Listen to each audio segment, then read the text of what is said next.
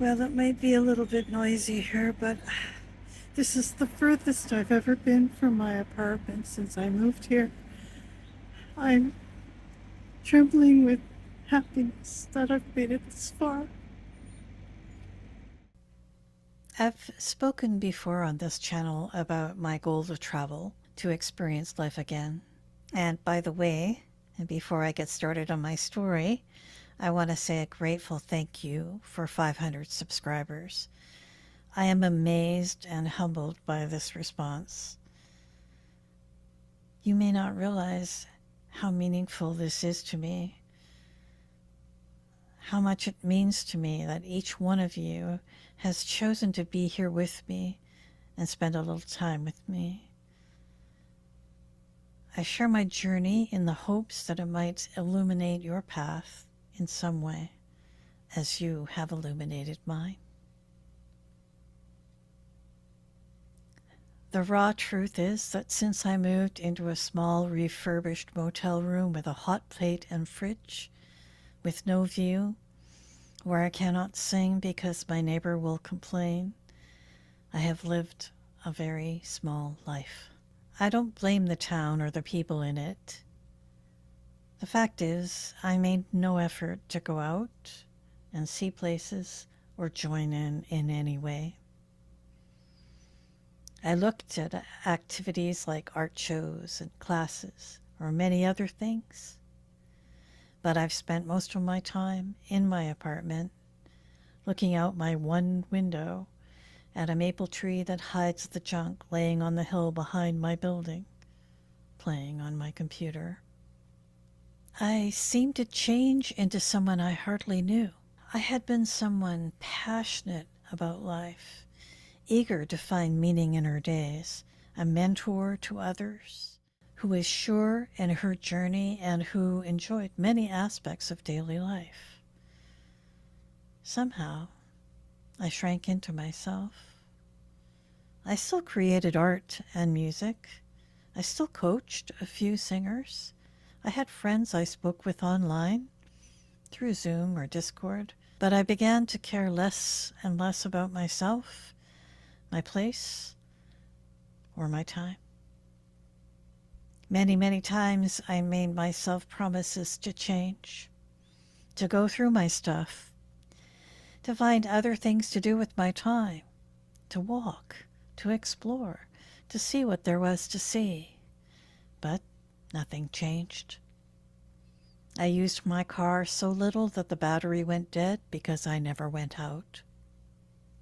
I woke up one day in November 2024, and I sat looking at myself, my place, and my situation.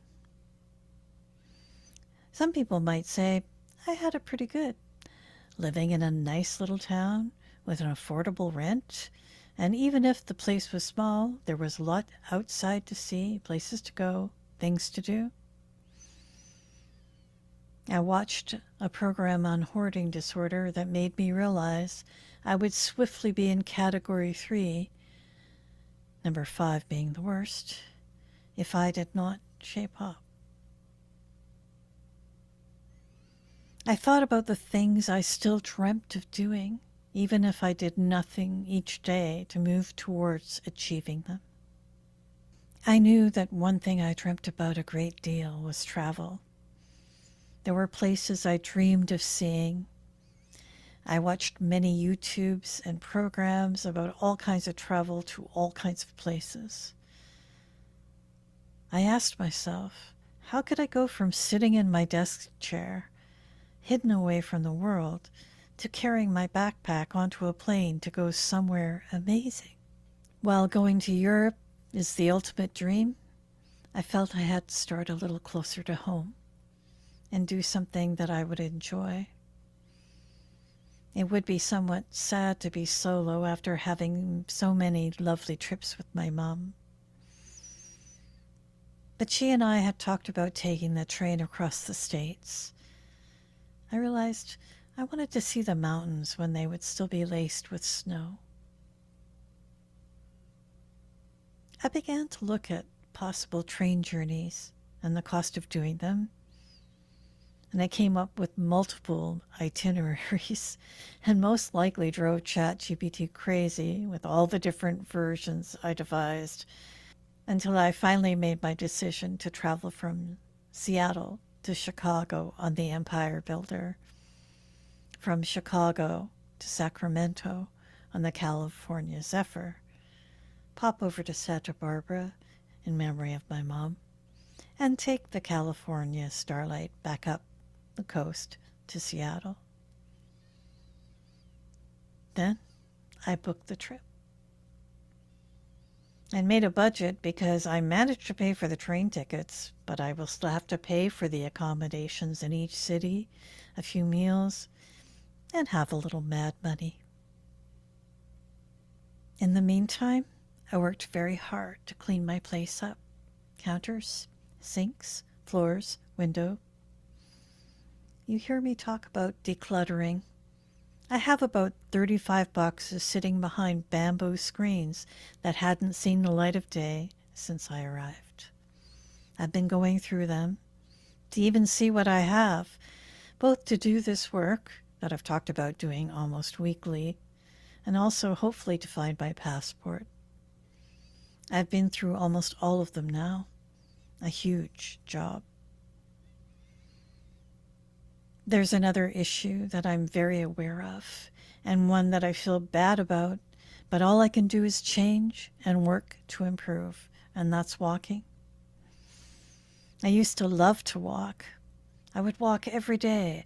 I loved to explore and window shop or walk in the woods and listen to the birds. But I was at the point where crossing the street was enough to exhaust me, and I would have to sit down. Going shopping for groceries, something I used to enjoy, was a marathon. I would arrive at the cashier, needing to lean on the counter, trembling, afraid I would be falling down. I knew there was an answer. Like with all of these things, there is an answer, but it takes honesty and self-determination to change things enough to make a difference. I began with doing what I call mobility exercises every day to strengthen my core, quads, legs, hamstrings, etc., both laying down and sitting. If I'm staying in due to weather, at the end of the exercise routine, I do an aerobic walking warm-up sitting in a chair, since I cannot yet do it standing, but it gets my heart rate up and it gets my blood pumping. Otherwise, I take my canes and get outside into the crisp air and walk down the street. I said before that a few weeks ago I could not even walk across the street without feeling fatigued and in pain. Now I'm walking to the far end of the block and back, and still able to go to the cafe, stand in line, and order something without trembling. My first goal is to work at it until I can make it to the senior center about 3 blocks away, then to a little cute cafe about 5 blocks away, then maybe to the grocery store further still. I'm just resting for a moment, then I'm going to go inside and have a lovely coffee at this coffee shop I just discovered. But I just wanted to tell you, share with you this moment of joy and almost disbelief that I've been able to do this. I have 6 weeks until I leave on my trip, and I'm bound and determined to be mobile enough to walk around and see the places I'm visiting. I'm learning to walk again. I'm learning to care again. I'm learning to live again.